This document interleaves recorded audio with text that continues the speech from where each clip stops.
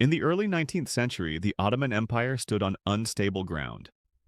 Once one of the most powerful states in the world, it now faced military weakness, internal rebellion, and increasing pressure from European powers. When Mahmud II ascended the Ottoman throne in 1808, he inherited an empire struggling to maintain authority both at home and abroad. His reign would become one of the most transformative in Ottoman history, not because it restored imperial dominance, but because it reshaped the very structure of the state in an effort to survive in a rapidly changing world. Mahmud II ruled during a period when traditional institutions no longer functioned effectively. The central government was weakened by powerful local elites, declining revenues, and a military system that had failed to modernize. European armies, organized and disciplined through new technology and training, repeatedly outperformed Ottoman forces. Mahmud understood that without fundamental reform, the empire risked collapse. Unlike earlier rulers who hesitated to challenge entrenched interests, he pursued reform with determination, even when it provoked resistance. One of the greatest obstacles to modernization was the Janissary Corps. Originally created as an elite fighting force loyal to the Sultan, the Janissaries had evolved into a politically powerful and deeply conservative institution. They resisted military reform, interfered in state affairs, and had even deposed and killed sultans. Mahmud II recognized that meaningful reform could not occur while the Janissaries retained their power. In 1826, after carefully preparing his position, he moved decisively. When the Janissaries revolted against the creation of a new European-style army, the Sultan ordered loyal forces to suppress them. The resulting confrontation led to the destruction of the Janissary Corps. This event marked a turning point, allowing Mahmud to reassert central authority and dismantle one of the most significant barriers to reform. With the Janissaries eliminated, Mahmud II began constructing a new military based on European models. He introduced modern training methods, uniforms, and command structures. Military academies and technical schools were established, many of them employing foreign instructors and teaching in European languages, particularly French. These institutions were designed not only to modernize the army, but also to create a new class of educated officers loyal to the state, rather than to traditional power networks. Despite these internal reforms, Mahmud's reign was marked by major external challenges.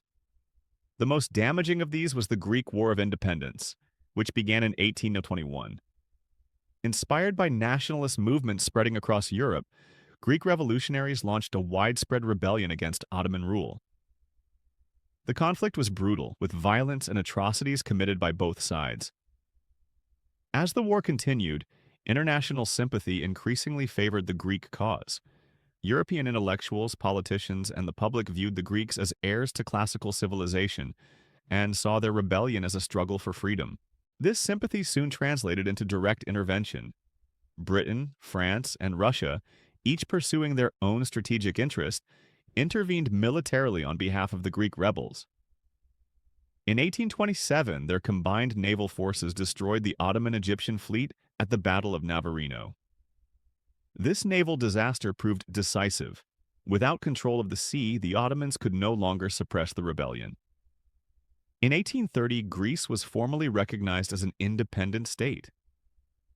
This marked the first major territorial loss driven by modern nationalism and set a precedent for future separatist movements within the empire.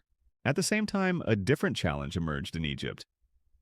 Muhammad Ali Pasha, the Ottoman governor of Egypt, took advantage of imperial weakness to consolidate power. Through military reform, economic modernization, and administrative restructuring, he transformed Egypt into a highly centralized and efficient state.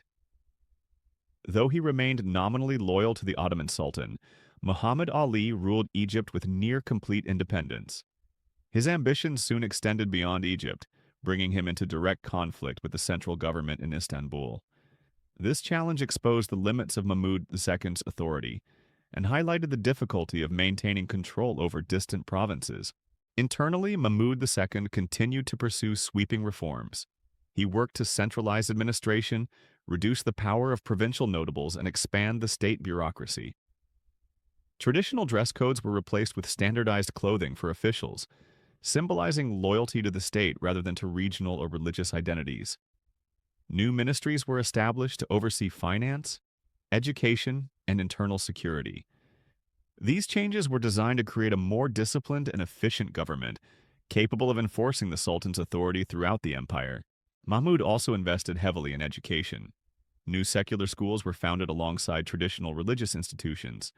These schools taught mathematics, geography, medicine, and modern languages, reflecting a growing belief that scientific and technical knowledge was essential for state survival.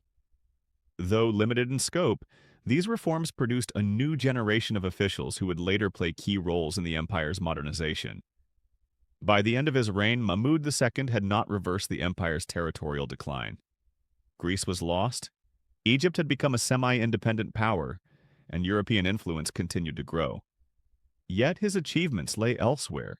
He had dismantled centuries-old institutions that resisted change and replaced them with the foundations of a modern state. Through centralization, military reform, and administrative restructuring, he fundamentally altered how the Ottoman Empire was governed. Mahmud II died in 1839, just as the empire stood on the brink of a new era. Though politically weakened, the state he left behind was more centralized, more disciplined, and better equipped to undertake further reform.